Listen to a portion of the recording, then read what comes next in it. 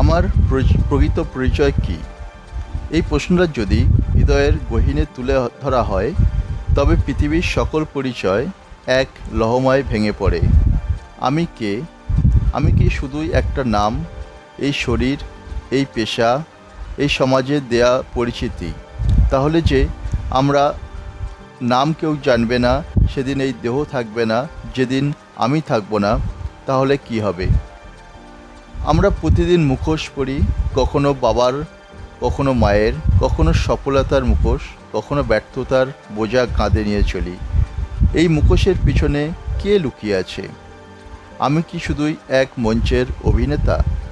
নিয়ম মতো সংলাপ বলি, হাসি, কাঁদি, তারপর মঞ্চ ছেড়ে চলে যাই। তবে আমি কে? এই প্রশ্নটাই একদিন আমাদের স্থবির করে দেয়। বিভিন্ন সম্পর্ক, ভূমিকায় জড়িয়ে গেছি। ছেলে, মেয়ে, বন্ধু, শিক্ষক, কর্মী, স্বামী বা স্ত্রী। প্রতিটি সম্পর্ক আমাকে এক নতুন পরিচয় দিয়েছে। কিন্তু সেই সম্পর্কের অতলে আমি নিজেকে কোথায় খুঁজে পাই? আমি কি নিজেই নিজেকে চিনতে পারি, নাকি আমি ভুলে গেছি আমার আত্মাকে? আজকের দিনে আমাদের পরিচয় বানানো হয় বাইরের দুনিয়ার নিয়মে, কিন্তু আত্মার পরিচয় কেউ বলে না। আমার সত্য পরিচয় কি এই নাম, এই দেহ, এই সম্পর্ক, নাকি আমি সেই অদৃষ্ট সত্তা যে চুপচাপ এই সব অভিজ্ঞতা দেখছে? আমার অন্তরের যে চেতনা, সে কি মৃত্যুর সঙ্গে শেষ হয়ে যাবে, নাকি সে অমর? সে কি কখনো জন্মায়, না কখনো মরে?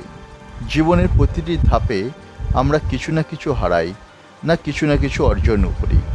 কিন্তু কজন জানে আমরা যে কে, সেই আমিটা কখনো হারায় না।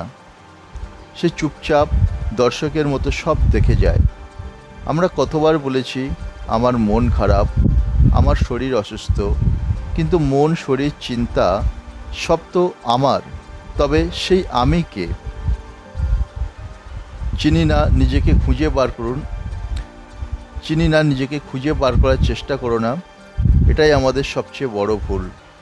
আমরা বাইরের পৃথিবীতে খুঁজি নিজের পরিচয়, কিন্তু প্রকৃত আমি তো রয়েছে ভিতরে, গভীর নিঃশব্দে। তোমার প্রকৃত আত্মা কোনো জাত, ধর্ম, পরিচয়ের গণ্ডিতে আবদ্ধ নয়। সে নির্জন, স্বচ্ছ এবং অসীম। একবার চোখ বন্ধ করে দেখো, তোমার ভিতরে কে বসে আছে? কে শুনছে এই শব্দগুলো?